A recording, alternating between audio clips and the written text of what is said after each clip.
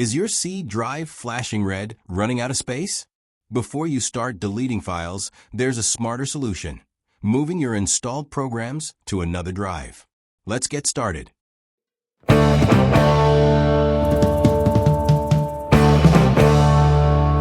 First, go to Settings from Start menu. Now go to Apps option from left side menu. Then go to Installed App option.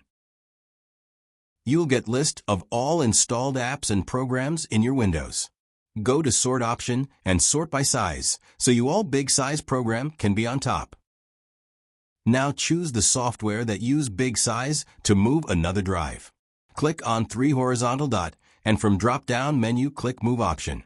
Now select drive name you want to move apps or program to free up space on C drive and click Move button.